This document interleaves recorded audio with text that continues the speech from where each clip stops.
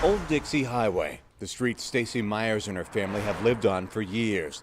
The same street where her son Colton was hit and killed by a car back in 2009, walking home from Tenor Rock High School. And now she's learning another family tragedy has happened on that same stretch of road. It's just difficult to put into words that another mom will have to never see her baby again. Never seeing her son Colton again. 5'3" with a love for reading and a strong Christian faith. Stacy remembers that fateful December day. Colton was hit by a driver who just didn't see him. But it's not the driver Stacy blames. This road here, it just needs to be a priority. A priority Myers and most other neighbors believe it is not. No lights, no sidewalks, except for one put in right near the school right after Colton's death. Still, Myers wonders aloud how many families will suffer losses before more is done. The old Dixie Highway is a terrible road for these babies to have to continue to walk on the side of these ditches. Public Works officials told us they are aware of the problem, that when the road was built, lighting wasn't really a consideration, but there's just not enough money. Somebody needs to come out here and sit in a car and witness what these young people have to go through every day to get to that high school. Because if it was theirs, I'm sure they'd want something done also. Moo, moo, moo, said the cow to the horse. This is not the picture Julio Molina, his wife Yvette, and their 3 kids had imagined when they moved to Tampa from Puerto Rico last year. They wound up living in cheap motels. Just thinking about it, it is overwhelming. Not to have the resources in the moment to provide for your family. And then on the streets. This changed my whole perspective on life, my whole perspective. But his perspective has changed once again. Molina and his family now consider themselves blessed. They call this new residential building for Metropolitan Ministries home. More than 4 dozen apartments for families just like Julio's that they started to settle into just last week. Sprint, sprint, sprint, went to duck. It's a place for Julio to read to his kids, even play on the iPad. But with a roof now over their heads, it's not all fun and games. You come to Metropolitan Ministries and we help you leave Metropolitan Ministries. In 6 to 12 months, we want you to be fully self-sufficient. So we try to give as many tools to our families while they're here. Internships, classes like Julio is taking to be a cook, so he and others like him can find homes of their own to make way for the next set of families who need help. So to build buildings like this, Metropolitan Ministries works with the city of Tampa, Hillsborough County, even the Federal Reserve, but especially private donors who pledged $11 million in donations for this project to date. We work with Salvation Army and other partners in our community to get the work done. And as we work together, we have hope and we give hope to our families. Julio has more than hope. He has gratitude for Metropolitan Ministries, as well as faith in God, he says, who he believes has opened a door for his entire family. I know something was going to happen. I know he wasn't going to leave me out in the cold with my kids and my wife.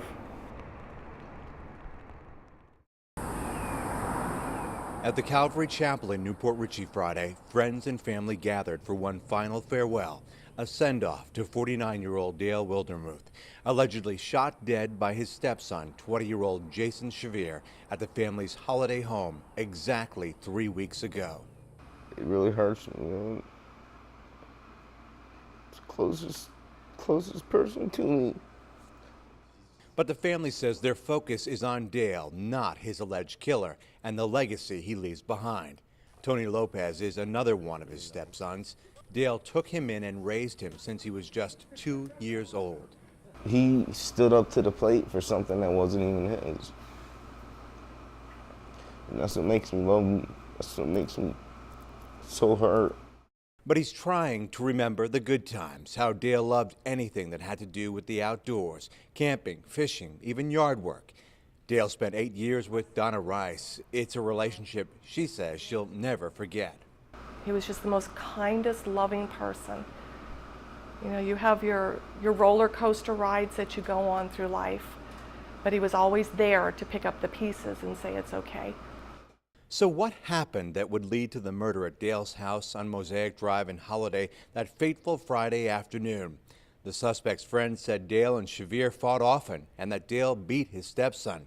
Dale's family says that's not true. He didn't like conflict. I think he walked away.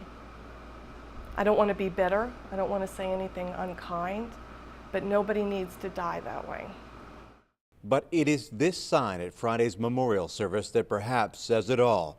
Remember me for who I am. And that is what Dale's family is trying their best to do. We're all here. He loved us all. Has he left me? No. I got him right here. He ain't never gonna leave me.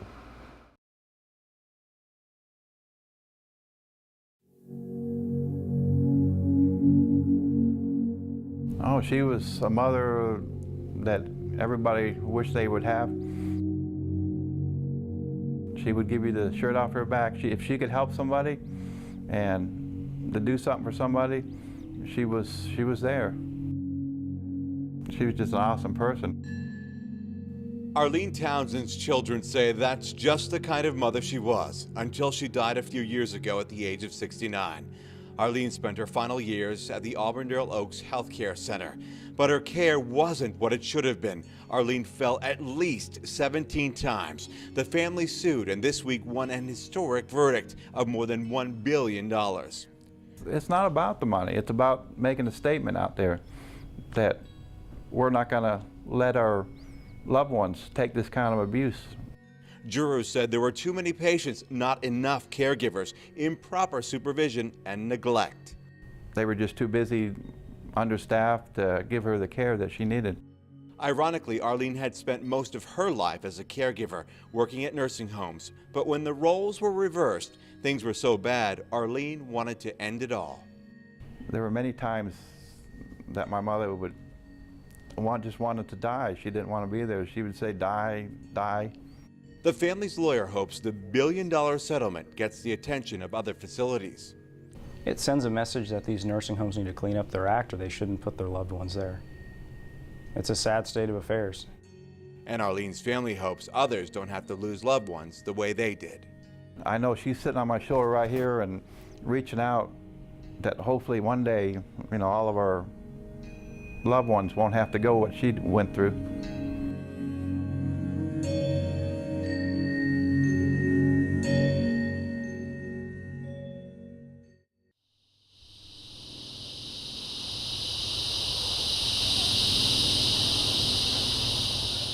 The sky over the family's Clearwater home showing the last days of summer.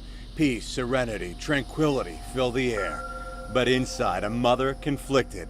Police say they found her son's killer, but his so-called reasons for the crime, she says, incomprehensible.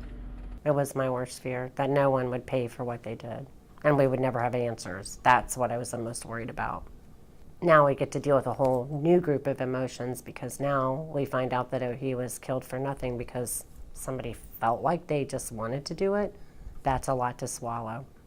Jason was riding his bike home from work in January, just yards from home, but he never made it. Police say a then 15-year-old wanted to kill the first person he saw and stabbed Jason countless times. You know, I'm no longer a mom because I lost my only son, my only child. I'll never be a grandmother. I lost one of my best friends because I loved hanging out with him. Because that guy had nothing better to do. Since that day, Jason's entire family has made it their mission to find his killer and bring that person to justice. I promised Jason the day that this happened that I would not rest until somebody was found. And now he's been found. Now I won't rest until he's convicted. Now, a mother hoping to find that peace inside the home in which she has so many good memories of her son.